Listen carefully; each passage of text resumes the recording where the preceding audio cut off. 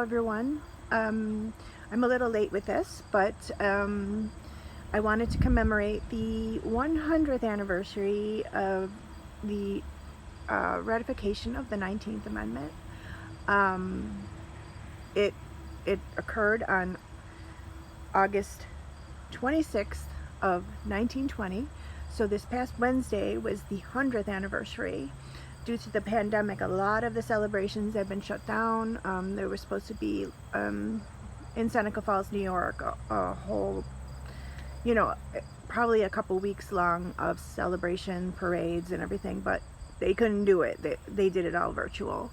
But I just wanted to let everybody know that this is something that was a culmination of decades of fighting and trying to battle against anti-suffrage movements, that even included women. Women were against the vote. It seemed like people that were anti-suffrage were okay with men making the decisions, and they felt that since women were wives and protected by their husbands, that the husbands could most certainly give them take away their own vote because they would be voting the same because the family was combined, which makes sense on paper, I suppose, but you can't just make assumptions that someone has a husband who has the woman's not only best interests at heart, but the same mindset and the same ideology, the same values. Just because someone's married, that just absurd to me to think that they would be able to supersede someone else's free thought and free critical thinking. And I know many spouses who do not agree politically, so to be the anti-suffrage movement was beyond comprehend to me. But anyway, I figured lately I've been getting a lot of political, whether it's asking for donations or little gifts or just brochures to try to get me on their side. But it seems like nobody knows who I am politically, so I get things from the far right, far left.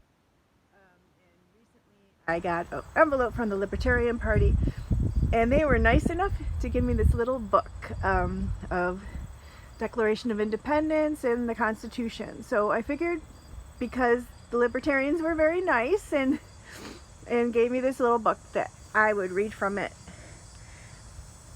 I'm not a Libertarian.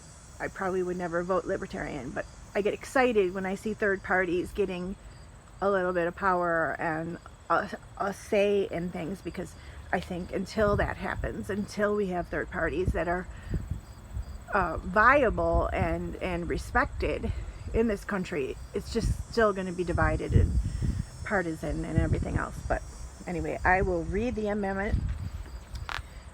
Okay, Amendment 19.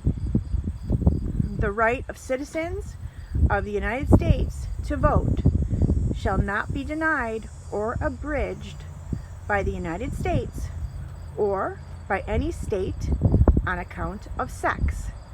Congress shall have power to enforce this article by appropriate legislation.